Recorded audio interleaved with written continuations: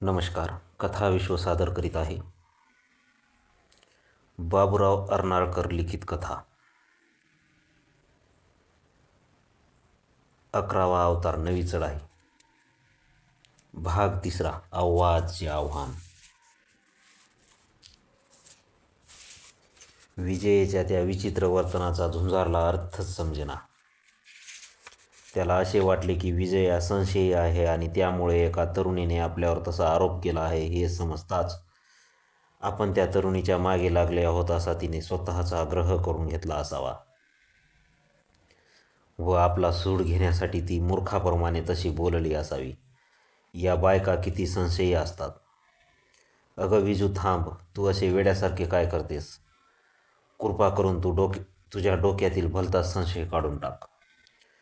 अगं मी खरोखरच. त्याचे बोलणे पूर्ण होण्यापूर्वीच त्याच्याकडे पाठ फिरून उभी असलेली विजया म्हणाली, या माणसाचे डोके ठिकाणावर दिसत नाही. आणि बाहेर उभ्या असलेल्या पोलिसांनी कोठडीचे दार धाडकन बंद केले. बाईसाहेब, ते झुंजारराव नाहीत? इन्स्पेक्टरांनी आश्चर्याने विचारले. अहो साहेब, बायको आपल्या नवऱ्याला ओळखत नाही असे तुम्हाला म्हणायचे आहे काय? माझी खात्री आहे की तो माणूस कोणी असो, पण त्याचे डोके फिरले आहे. आणि ती तरुण मुलगी निष्कारण खोटा आरोप करील कसा? तिला अब्रू नाही काय? पण बाईसाहेब, मी त्यांचा चेहरा ओळखला आहे. केवळ 2 महिन्यापूर्वीच त्या खंडाळ्याजवळच्या जांभूळदरीच्या प्रकरणात त्यांचे कितीतरी फोटो. इन्स्पेक्टर साहेबांना आपले बोलणे मध्येच थांबवावे लागले, कारण विजया तिथून केव्हाच निघून गेली होती. विजया जेव्हा मोटारीत बसली तेव्हा त्या तरुणीने आपले नाव व पत्ता खोटा दिला नसेल कशावरून, असा एक संशय तिच्या मनात आला. तरीसुद्धा आपण वांद्रा येथे जाऊन खात्री तरी करावी असे तिने ठरवले. त्या पोलीस स्टेशनात शिरल्यानंतर झुंजारला काही धोका आहे असे तिचे मन तिला सांगू लागले होते. झुंजार त्या पोलीस स्टेशनातून बाहेर पडताच खचित स्वस्थ बसणार नाही हेही तिला माहीत होते. त्याचा तो स्वभाव तिच्याप्रमाणे आणखी कोणीतरी ओळखून मुद्दाम हा डाव टाकला नसेल कशावरून. आरोप अगदी क्षुल्लक होता आणि त्यामुळे रोख जामिनावर त्याची ताबडतोब सुटका होईल हे कोणालाही समजण्यासारखे होते. मोटारीतून उतारून पोलीस स्टेशनात शिरताना हे सर्व विचार विजयेच्या मनात आले होते आणि त्यामुळे झुंजार बाहेर पडण्यापेक्षा पोलीस स्टेशनातच जास्त सुरक्षित राहील अशा कल्पनेने ती खोटी बोलली होती. प्रथम आपण तपास करावा व नंतर झुंजारची मुक्तता करावी असे तिने ठरवले होते. झुंजारचा राग ती सहजासहजी शांत करू शकणार होती. विजया वेगाने मोटार चालवित होती. पोलीस स्टेशनच्या बाहेर एक इसम घुटमळत होता. हा माणूस पूर्वी आगीन गाडीतही झुंजारच्या अगदी मागेच उभा होता. त्यामुळे त्याने झुंजारची व त्या तरुणीची झटापट पाहिली होती. बॉम्बे सेंट्रल स्टेशनावरून झुंजारला पोलीस स्टेशनात नेले तेव्हाही त्या माणसाने पाठलाग केला होता. विजया तेथे आली तेव्हा तिलाही त्या माणसाने ओळखले होते. तिला आत जाताना तसेच लागलीच बाहेर पडतानाही त्याने पाहिले होते. पण तो माणूस तिला पाठलाग करू शकला नव्हता, कारण एकतर आजूबाजूला टॅक्सी नव्हती आणि जरी त्याला ती मिळाली असती तरी बेफाम वेगाने मोटार पळविणाऱ्या विजयाचा पाठलाग करणे त्याला अशक्य होते. त्यामुळे तो माणूस विजयेबरोबर झुंजार बाहेर का आला नाही याचा विचार करीत व डोके खाजवीत तेथेच उभा राहिला. त्यामुळेच आणखी 4च मिनिटांनी तेथे आलेल्या आणखी एक मोटार त्याला पाहावयास मिळाली. मोटारीतून बाहेर पडणाऱ्या व्यक्तीला पाहताच झुंजारचा पाठलाग करणाऱ्या त्या माणसाला कापरे भरले. ते इन्स्पेक्टर आनंदराव होते हे त्याने लागलीच ओळखले होते. आनंदराव आत गेले. त्यांना पाहताच इन्स्पेक्टर घाईघाईने उठले व त्यांनी सलामी दिली. पटवर्धन, तुम्ही आमच्या झुंजारला पकडून ठेवले आहे असे मी ऐकले, आनंदराव म्हणाले. साहेब, या माणसाला झुंजार समजण्यात माझी चूक झाली होती, पटवर्धन तोंड वेडेवाकडे करीत म्हणाले. मी फोनवरून तुम्हाला घाईने येथे यायला भाग पाडले, याबद्दल मला क्षमा करा. साहेब, त्या मूर्खाने मला हातोहात फसविले. माझी परवानगी न घेता खुशाल त्याने माझा फोनही वापरला. फक्त झुंजारलाच तशी सवय आहे, आनंदराव म्हणाले. त्याला कधी कोणाचीच परवानगी लागत नाही. विशेषतः पोलीस स्टेशन म्हणजे तो स्वतःचे घर समजतो. पण पटवर्धन, तुम्ही अडकवून ठेवलेला माणूस झुंजार नाही असे तुम्हाला कशावरून म्हणता? कारण प्रत्यक्ष झुंजारची बायकोच येथे आली होती. आपला नवरा पकडला गेला आहे अशा समजुतीने ती जामीन भरायला आली होती. तुमची आणि तिची थोडक्यात चुकामुक झाली. ती आत्ताच येथून गेली. विजूताई इथे आली होती, आनंदराव आश्चर्याने म्हणाले. पण तिला हे कसे समजले? ज्याला आम्ही अटक केली आहे त्याच बदमाशाने माझ्या परवानगीशिवाय झुंजारच्या घरी फोन केला. हा काहीतरी घोटाळा आहे, आनंदराव डोके खाजवीत म्हणाले. आधी मला तुमचा तो कैदी तर दाखवा. पटवर्धन आणि कोठडीचे दार उघडताच झुंजार हसत म्हणाला. या आनंदराव, अखेर तुम्ही माझ्या सुटकेसाठी धावून आलात. खरोखरच गजेंद्र मोक्षाची ही दुसरी आवृत्ती आहे. झुंजार, हा तुझा डाव तरी काय आहे? संशयाने त्याच्याकडे पाहत आनंदराव म्हणाले. झुंजार पटवर्धन आश्चर्याने म्हणाले. अहो, यांच्या पत्नी त्या विजयाबाई तर ती चेष्टा करीत होती. झुंजार म्हणाला. तिला अधूनमधून तशी वेड्याची लहर येते. ती बाई महासंशयी आहे. मी झुंजार आहे हे आनंदरावच तुम्हाला सांगतील.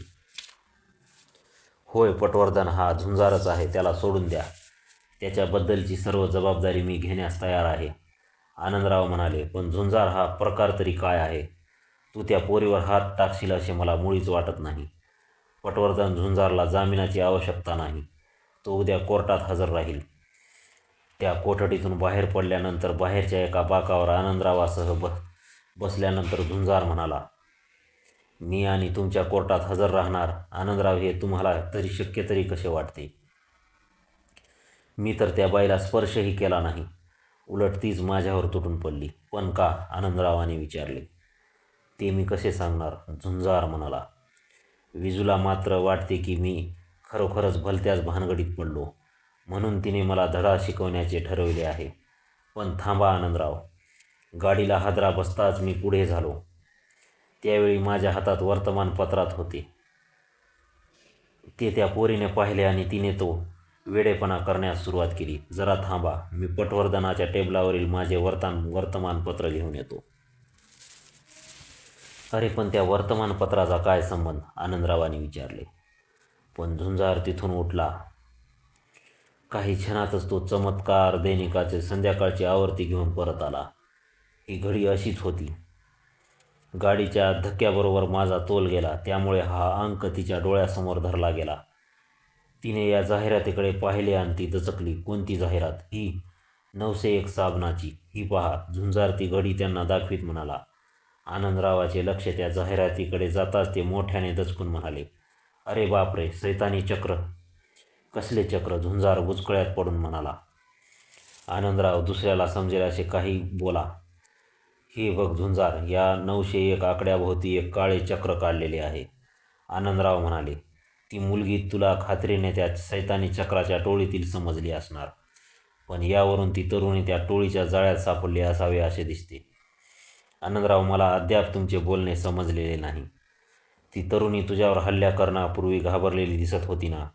झाले तर त्या टोळीचा कोणी एजंट तिला भेटणारा असावा आणि तिला त्याच गोष्टीची चिंता वाटत असावी. तू ते वर्तमानपत्र तिच्या नाकासमोर धरताच तिने त्या टोळीची निशाणी, ते काळे शैतानी चक्र पाहिले आणि तू त्या टोळीतीलच एक असावा अशा समजुतीने तिने रागाच्या भरात तुझ्यावर हल्ला चढविला. झुंजार, आता हे सर्व जुळून येते. अहो, पण काय जुळून येते? ही कसली टोळी आणि सैतानी चक्र म्हणजे हा काय प्रकार आहे? म्हणजे तू त्या टोळीसंबंधी काहीच ऐकले नाहीस? गेल्या रात्रीच त्या टोळीने तिसरा खून केला, हे तुला माहीत नाही? डोळे वटारीत आनंदराव म्हणाले. अहो शहाणे, गेले 2 महिने मी मुंबईत नव्हतो. मी आज दुपारीच परत आलो आणि या अवधीत मला दुरूनही इथली वर्तमानपत्रे पाहावयास मिळालेली नाहीत. तर मग बरोबर, आनंदराव मला मान हलवीत म्हणाले. गेल्या 2 महिन्यात या टोळीने सर्व मुंबईला त्राही भगवान करून सोडले आहे आणि कमिशनर साहेबांनी ती कामगिरी माझ्यावर सोपवली आहे. मला वाटते साहेबांच्या मनात माझ्यावर सूड उगवायचा विचार असावा. आनंदराव, हे तुमचे नेहमीचे रडगाणे पुरे करा. आधी मला त्या टोळीची काय भानगड आहे ते सांगा. अधीऱ्या सौरात झुंजार म्हणाला. तू डी रघुवीर हे नाव ऐकले आहेस काय? म्हणजे तो चमत्कार वर्तमानपत्राचा बातमीदार तर नव्हे? होय, तोच. गेल्या रात्री त्याचा खून झाला. गेल्या 1.5 महिन्यात हा तिसरा बळी त्या टोळीने घेतला आहे. लोकांना कचाट्यात पकडून व धमक्या देऊन पैसे उकळणारी ती एक टोळी आहे असे आम्हाला 4 महिन्यापूर्वी समजले होते. पण ती गोष्ट आम्ही मुद्दामच गुप्त ठेवली होती आणि आमच्या पद्धतीने आम्ही तपास करीत होतो.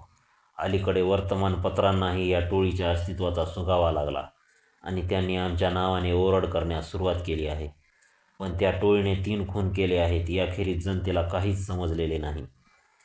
झुंजार ती हकीकत ऐकून अतिशय उत्साहित बनला. 2 महिने त्याने आनंदात पण निष्क्रियतेतच घालवले होते. त्यामुळे तो अतिशय बेचैन झाला. आता या टोळीवर आपल्याला आपले प्रयोग सुरू करता येतील असे त्याला वाटले. त्यामुळे आनंदरावांची हकीकत ऐकताना त्याच्या हाताच्या मुठी आपोआपच वळल्या होत्या.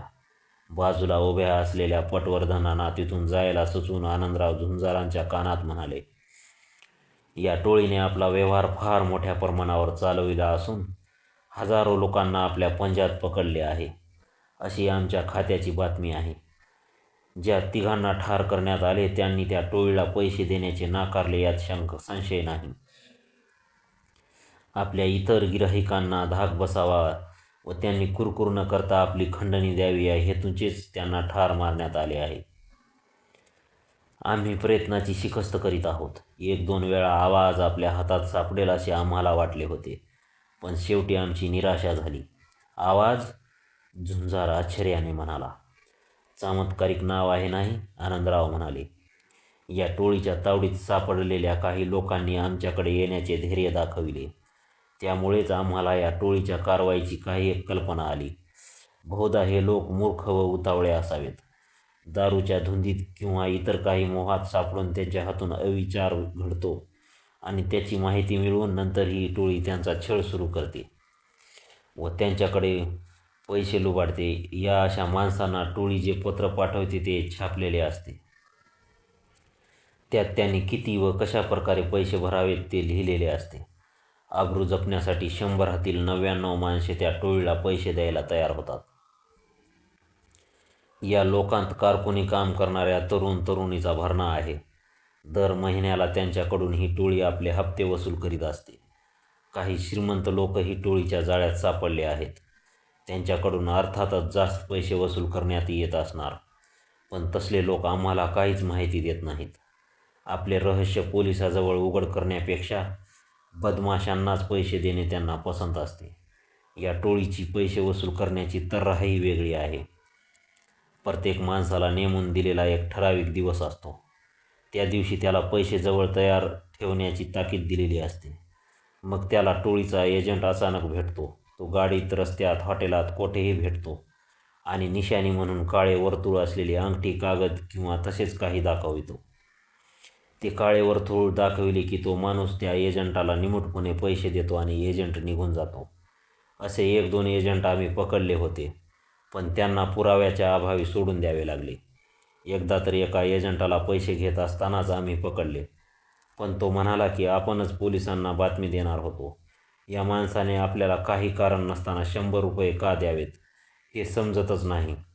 पैसे देणाऱ्याचे डोके खात्रीने ठिकाणावर नसावे. तो बेचारा पैसे देणारा माणूस इतका घाबरला होता की त्याच्या तोंडावाटे एक शब्दही फुटेना. त्याची ती अवस्था पाहून आजूबाजूचे लोकसुद्धा तो भ्रमिष्ट किंवा वेडा असावा असे म्हणू लागले. त्यामुळेच त्या एजंटाला सोडून देणे आम्हाला भाग पडले.